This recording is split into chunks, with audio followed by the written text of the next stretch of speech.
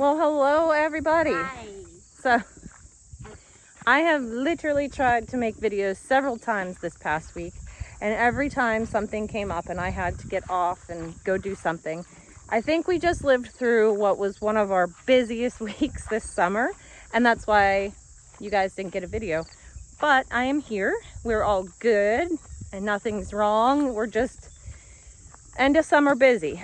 And when you're on a farm and you have, you know, kids and animals and stuff and fall's coming, end of summer busy is a whole new thing.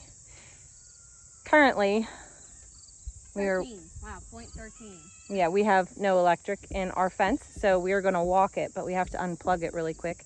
0.8. The deer have just been ravaging the fence. And I apologize on the forefront if there's wind. Sometimes you guys mention there's wind. Okay, the bottom has... I'm sorry. I live out here on a farm. And when has you're outside 2. with me, we have wind, especially up on this hill. The bottom has 2. Okay, down there it had none. So we're going to walk it and see what's going on. Can you come with? Yeah, you can come with. And as we walk, we're just going to talk, I suppose. Go right in? To catch you up. Yeah, we're just going to go in. I unplugged it, so... Whoop. I'm not bothering walking up to the gate. I guess we are going to walk up this way anyhow, because this back line is where they keep breaking it. Anyhow, I hope you guys are doing well. I hope you're having a great week. We did a lot this week. This week, for starters, I barn sat for some folks that went to the beach. And so they live about 20 minutes from the house.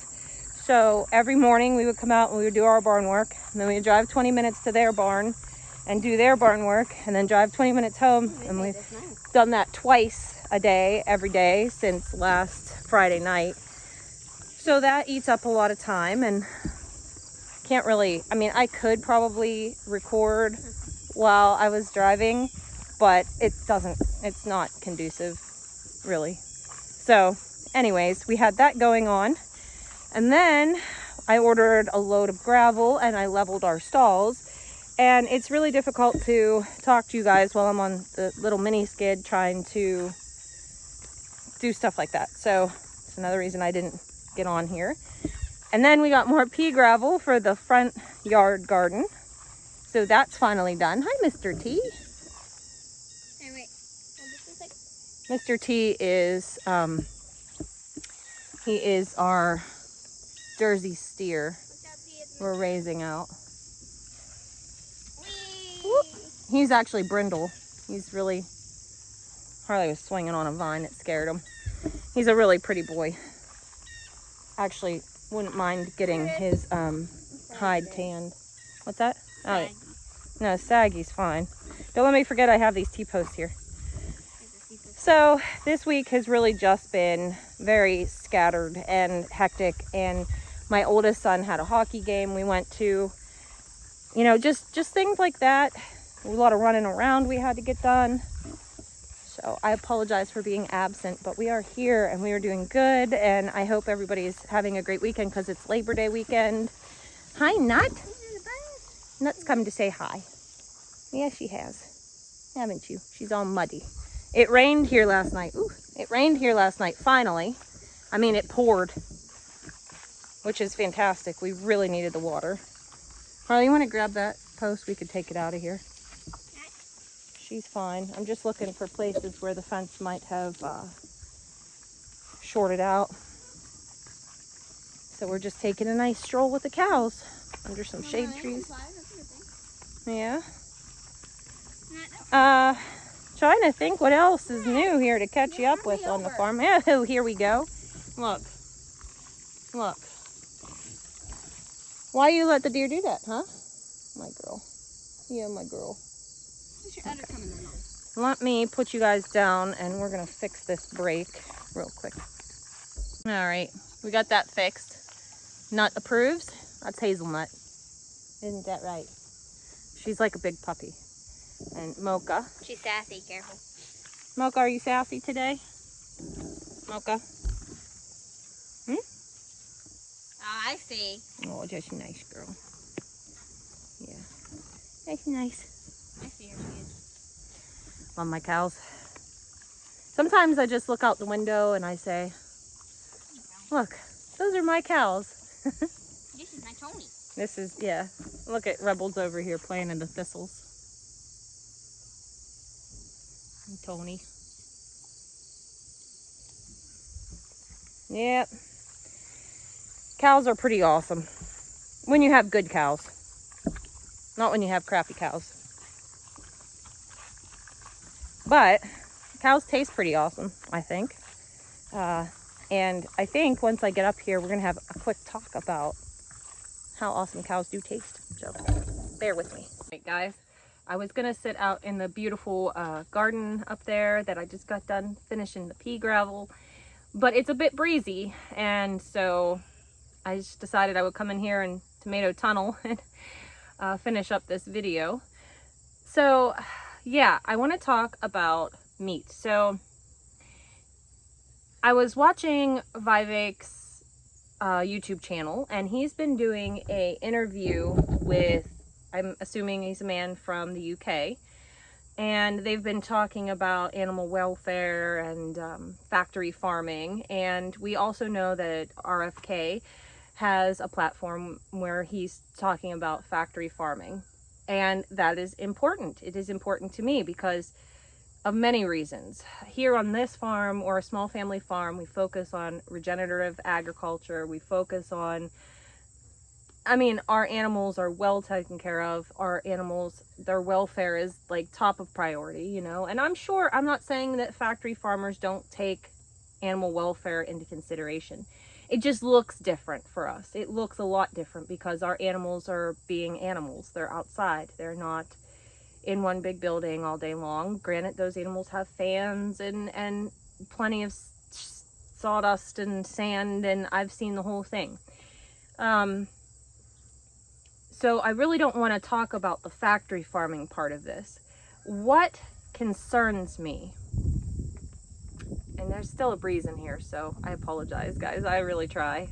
Short of sitting in the house or in my car, you're going to get wind on this hill.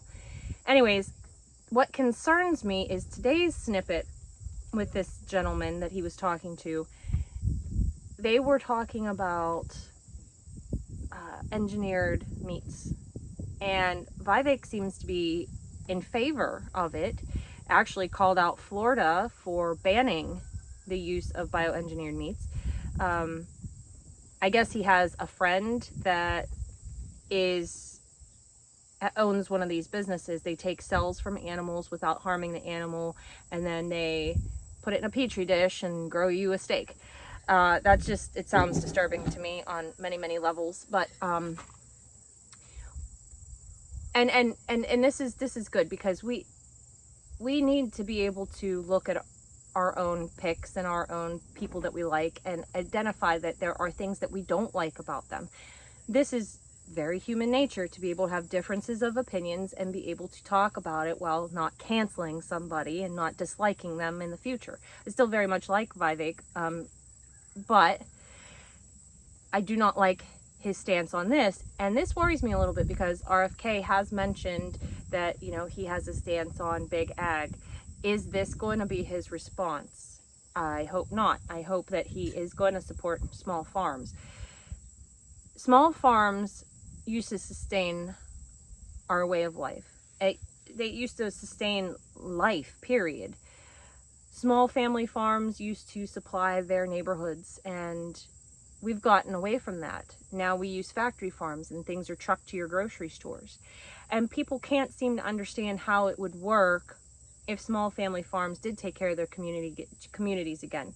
Because we're so far removed from the generations of people that did that was normal to them. Which brings me to my point. Now, I am not in favor of engineered meat products.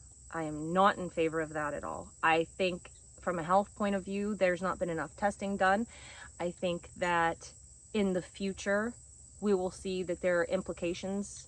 I'm going to go out on a limb and say that this will probably, in my opinion, cause cancers if you're engineering meat cells, and cancer is irregular cells. I just really, I see a hand-in-hand correlation, but the FDA has not done testing on that.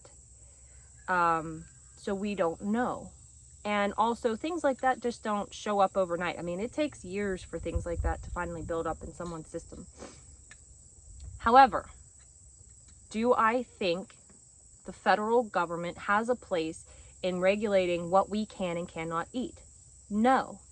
And I'm going to tell you why. Because I'm an advocate for raw milk and raw dairy products. And it's illegal in many states because people have complained, people got sick, people think it's icky. We've been brainwashed to think that it's bad for you if it's not pasteurized. So states have said, you know what, we'll just make it illegal to sell it. It's be easier that way. The government doesn't have a place to tell us what we can and cannot consume. The government does not have a place to tell us what inoculations we must have and what we must not have. It is up to us and our own responsibilities to make our own practical, wise choices and decide what is best for our family. But I will say, there is an enormous disconnect between the general population and the people that live this life. There's a huge disconnect in the amount of people that don't understand good, natural food. And I do hope that RFK sees these things, and that's what his thing is that he's going to push. However, I find it hard to believe that he's connected to this way of life. It used to be, in order to sustain your life, you had a goat and a garden, and you had chickens in your backyard. You understood the necessity of life and death and a full circle process. You understood that if you take great care of this animal, it is going to feed you in one way or another. But now we don't understand that. We say the grocery store is going to take care of us. And that's not the way it works. I need to get a sip of coffee. Yes, we're having coffee today with a hint of cinnamon and goat milk creamer. But this is the problem. And I think it is my responsibility, and everybody else that has this platform the same as I do, it's our responsibility to show the masses what life like this looks like. The good, the bad, the ugly. It's our responsibility to bring people to this level. Now, there's going to be people that are like, you're abusing these animals, you're doing this wrong, you're doing that wrong.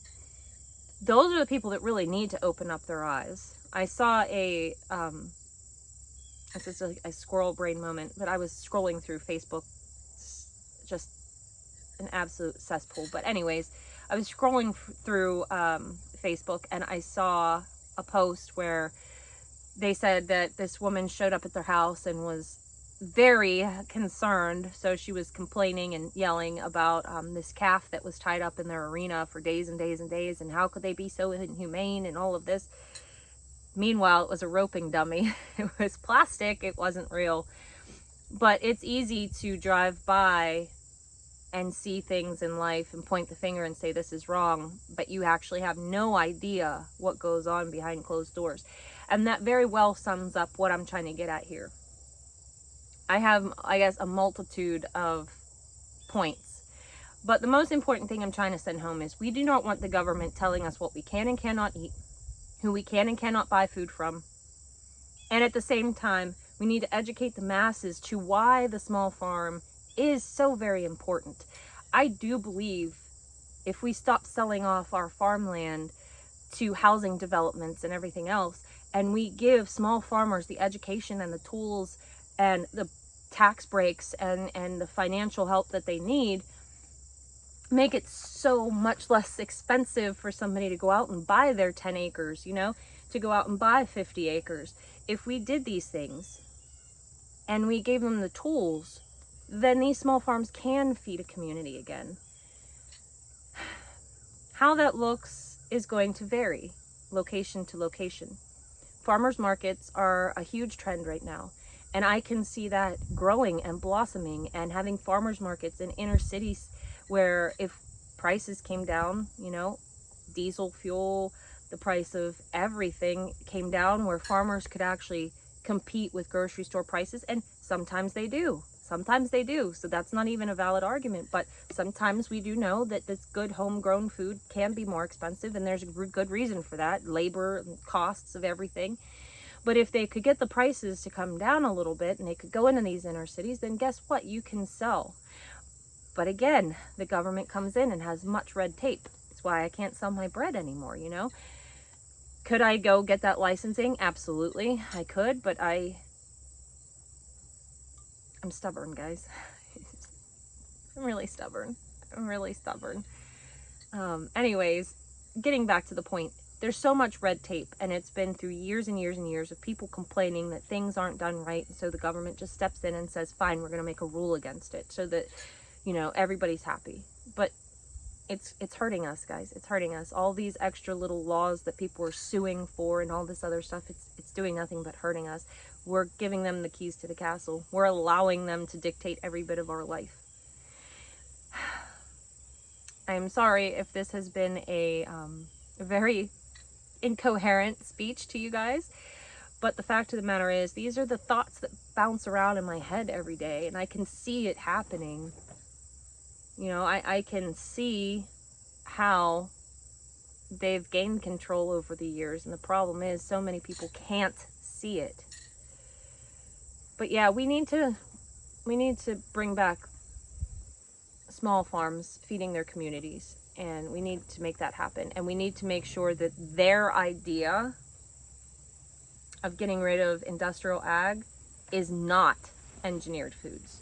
I don't want to take that choice away from people that want that choice, but I don't want that to be the answer, because this is the answer. This is the healthiest, most natural way for people to live. And I'll die on that hill.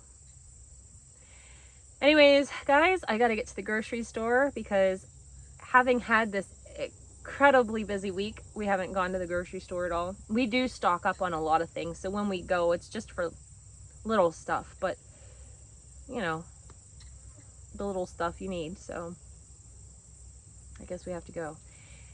That said, I hope you guys are having a great weekend. I will try to catch up with you tomorrow on Labor Day, but if I don't for some reason, I hope you guys have a great Labor Day. Don't work too hard. I know I will be. I hope you guys have a great day, and I'll see you in the next video. Bye.